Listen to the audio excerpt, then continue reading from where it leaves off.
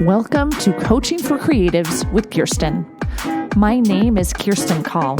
I'm a therapist-trained life coach and a children's book author. Together, we'll get the drama out of our lives and onto the page. Let's get started. You are listening to Episode 22, Choosing Change. When I was a kid, we moved a lot. And every time I moved to a new place, I tell myself, I'm going to be different. I'm going to be a different person, maybe more loud or more likable or more popular. And moving was and is an adventure for me. I love moving to a new place with new people and a clean slate. Strangely enough, as a kid, no matter how many times I moved, I was still me. Still quiet, still reading books hidden underneath my desk, still observing. But I've always been eager for change. After living somewhere for about 2 years, I'm always itching to move again. We've lived in Massachusetts for 12 years now, the longest I've ever lived anywhere. There's something so beautiful about ending a chapter of your life and beginning a new chapter. Life is filled with changes, chosen and forced upon us. In childhood, we're growing and moving and becoming according to the dictates of many adults around us. As early adults, we're choosing career paths, schools, significant others, where to live. One thing I know for certain is that life is fluid. Our choices are changeable. We are changeable. My uncle was a professor for 40 years. Then he went to law school and is now a lawyer in his 70s. I was a therapist and an avid reader. Then about 12 years ago, I started to write. And now I'm a therapist, avid reader, and author. So why do we fear change? Number one, we're worried things might get worse instead of better. I know people who are immobilized by fear of change. They want it. They're so anxious about things getting worse, though, that they don't leave room for things to get infinitely better. Number two, we don't know what to expect. The unknown has always been scary to human beings. This is why death is a top fear. We don't know exactly what will happen after we die. Something COVID-19 taught us is that we really don't know what's going to happen day to day. But the illusion of knowing what to expect keeps people from choosing change, right? Number three, change is uncomfortable. Recently, I learned about turtle shells. Turtles aren't like hermit crabs who leave their shells when they grow too big and find other shells that are larger. Turtle shells grow with them, except first, the turtle has to feel really uncomfortable and get big enough for the shell to kind of slough off the turtle's back. It's called scute shedding. Then a new shell grows. A turtle has to get uncomfortable to grow. Just like us, right? If we're too comfortable, we aren't growing. So why do we choose change? Number one, current circumstances feel insufferable. We've come to a point where we feel like we can't take whatever is going on, so we are almost compelled to change something about our lives. For example, you may not like your living situation, so you move, or your relationship, so you end it or change it in some way. I have been driving a Honda Odyssey for 20 years.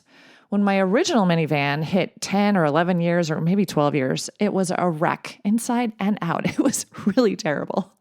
I regularly had to pull over, get out of the car to duct tape the front bumper back on. I had to do that all the time. After about a year of taping and retaping, I was done with that circumstance, and we found another less well-used Honda Odyssey that didn't require duct tape. It was thrilling. Really, truly.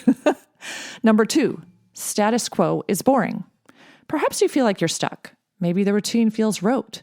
Maybe you feel like you've learned everything you can, so you might look for a new job that stretches you or is at least different. You might try for new opportunities. Number three, things just don't feel quite right. This is a feeling you might get if you've had an agent for 3 years and haven't sold anything. Or perhaps you know in your heart you need to pursue another career, even though you have a lot of experience and a lot of love for the people you're already working with. When we intentionally choose change, it may or may not work out. And when change is thrust upon us, like a lost job, a lost loved one, a broken book deal, we almost always feel the change is awful. My oldest daughter, Naomi, got COVID for the second time last August, and she still hasn't recovered 10 months later. Long COVID is a confusing, frustrating, mysterious malady. But when I was talking to Naomi the other day, she shared new insights she's gained from slowing down, stopping, and healing. As her mother, I have a hard time thinking about her long COVID as something positive, but noticing what she's learning helps. I'm still absolutely hoping for a 100% recovery before she gets married in August. But when we are forced to change, we choose how to approach it. Here are some ways to approach change in a way that serves us. Number 1, be curious. Do you want to change something out of fear? Do you want to change something out of boredom or a gut feeling? All of these reasons are good ones. You get to choose how you approach your life. Number 2, clean up your thoughts. If change is thrust upon you, for instance, there's a global pandemic and New York City shuts down the day you're going to take your daughter for her 12th birthday musical. Yes, that actually happened to us. If change is thrust upon you, you have the choice to intentionally think the thoughts that serve you.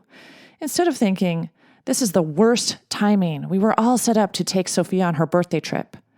Instead of thinking that, we can think, thank goodness we didn't go to the musical since COVID is so contagious. We'll go to Broadway when things are safer. Indeed, we took her on her 12th birthday trip when she was 14 years old. And we probably had way more fun than we would have. Why do I think that? Because it's a good story to tell myself, and I choose to believe it. Number 3, ask yourself, what about this change is perfect for me?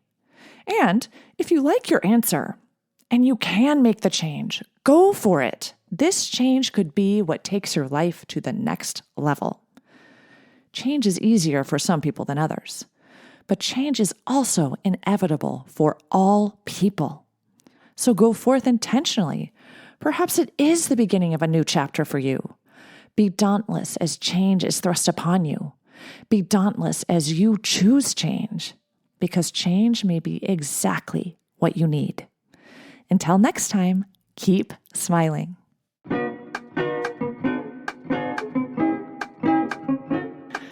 If you like what you've heard, check out my Get Yourself Unstuck program. Go to KirstenCall.com. That's KirstineCall.com and schedule a free consultation today. Coaching for Creatives is produced by Kirsti Call. Music and audio engineering by James Call.